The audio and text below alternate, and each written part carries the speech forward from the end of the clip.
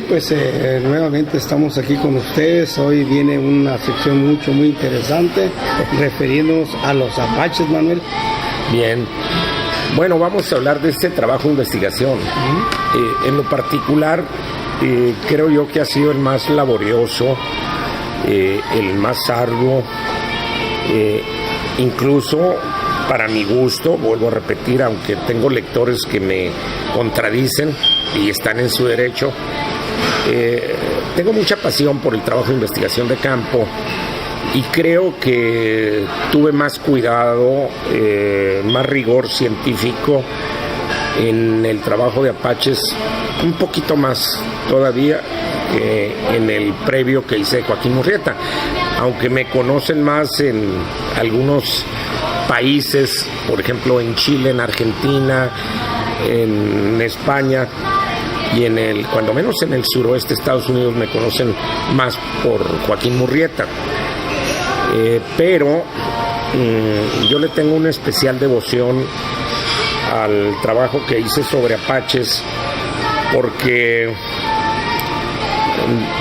del asombro pasé al estupor cuando me di cuenta, una vez que fui profundizando en el arqueo documental de archivos públicos y privados sobre apaches, sobre todo en Sonora y en Chihuahua, me di cuenta que, para que los televidentes se den una idea, la historia de los yaqui en Sonora, que pues es una historia de sacrificio, de martirio, pues fíjense bien la figura que voy a usar, pues es el cuento de Blancanieves con respecto a lo que fue el trato del hombre blanco, primero los españoles, luego los mexicanos y posteriormente los anglosajones con los apaches. Creo que con la etnia apache los hombres blancos se ensañaron, particularmente por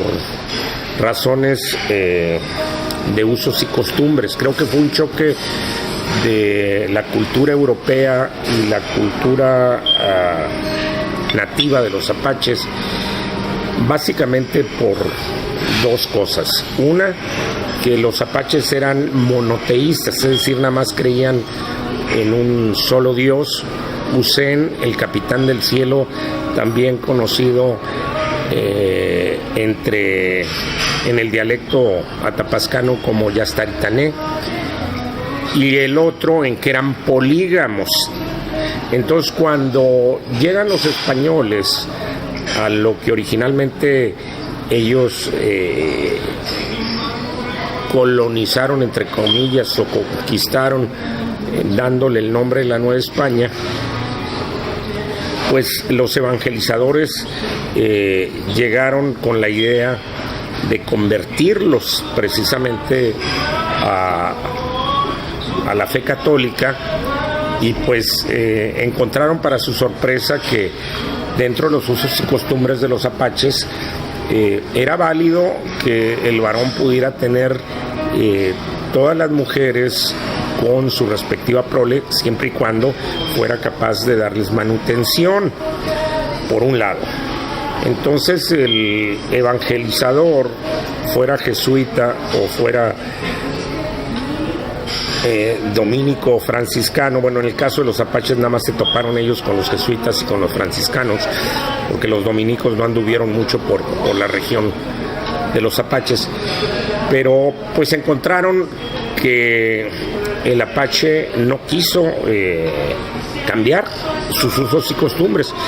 Llegó el evangelizador católico y pues les hablaba de la Virgen María, les hablaba de San José, les hablaba de la Virgen de Guadalupe, les hablaba de San Martín de Porres, de San Miguel Arcángel, y el apache no usó, mejor dicho, no aceptó precisamente la imposición de este tipo de credos.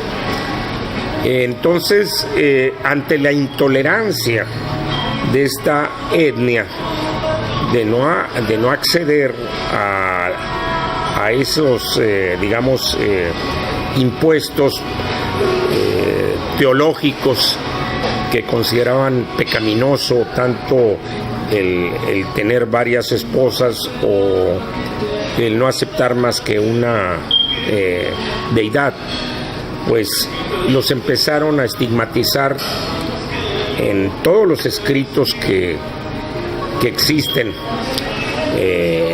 de los evangelizadores, empezando con el padre Eusebio Quino. Pues nos damos cuenta que cuando se refieren a los apaches les llaman enemigos, y lo entrecomillo porque les llaman enemigos porque recordemos que antaño una usanza española para referirse al demonio era decirle el enemigo malo. Entonces, cuando se les estigmatiza como enemigos, se está hablando de que son hijos del diablo. ¿A título de qué? Me pregunto yo. A título de no aceptar una religión que les era ajena a sus usos y costumbres. Yo pienso que allí hubo un error muy grave de la óptica en la conquista española. Si se les hubiera tolerado en ese sentido, yo pienso que los hubiéramos conservado como unos aliados formidables frente a los apetitos expansionistas de los Estados Unidos. Creo que fue un error gravísimo porque permitimos, al rechazar a los apaches como socios, al rechazar vincularlos a la mexicanidad, que de hecho mexicanos eran por nacimiento, incurrimos en el error de propiciar su acercamiento precisamente con los invasores anglosajones. Incluir en el mapa etnográfico de los Estados Unidos a los apaches como nativos americanos. A mí me molesta que utilicen eso de nativos americanos para referirse a los nativos de Estados Unidos.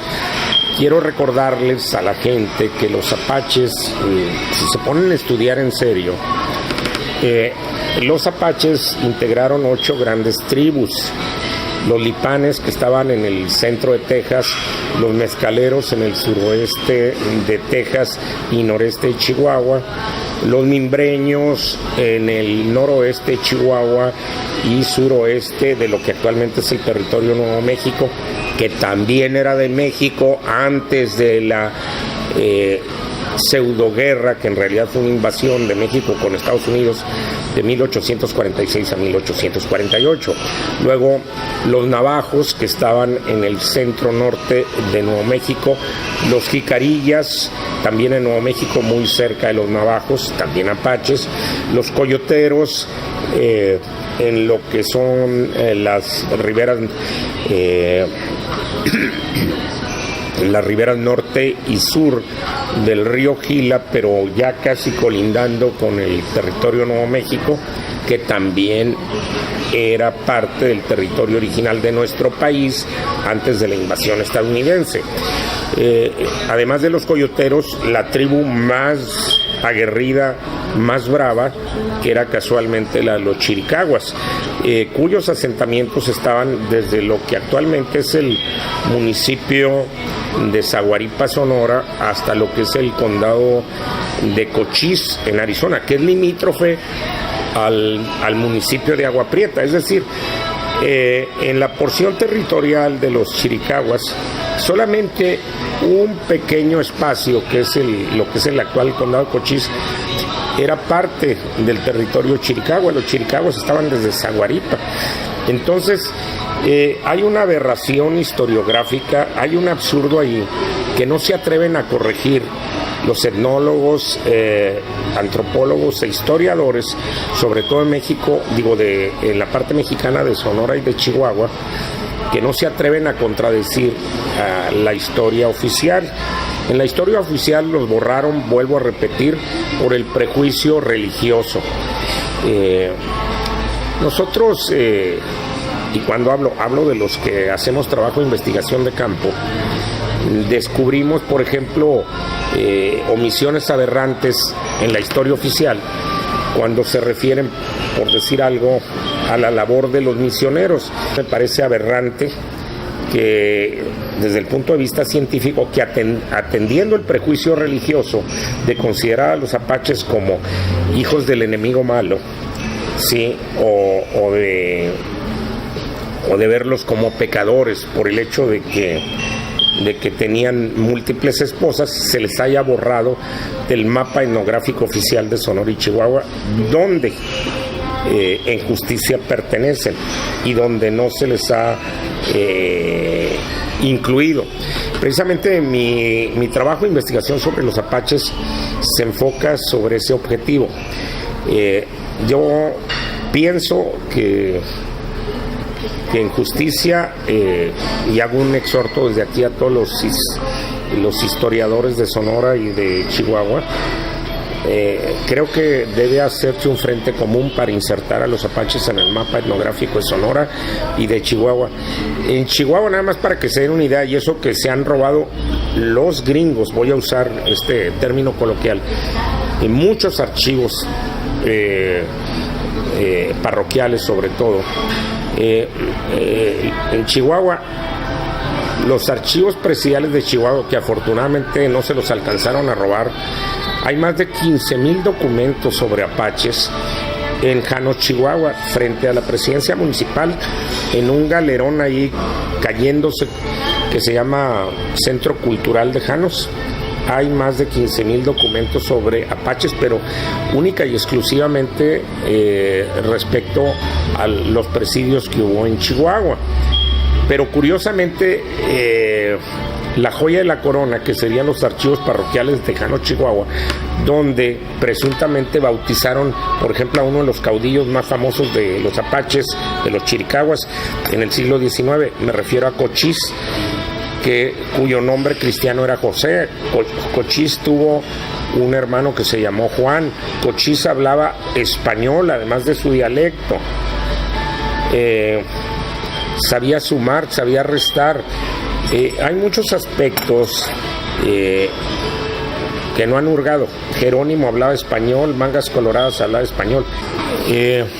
Vayan a ver la exposición de Joaquín Murrieta en Tecate, en fecha que los organizadores les van a hacer saber por este mismo medio, y también la de apaches, que posiblemente sea el mismo día, no sé, eso lo van a determinar nuestros organizadores. Yo por lo pronto soy Manuel Rojas y ahí los veré y atenderé personalmente en Tecate. Muchas gracias.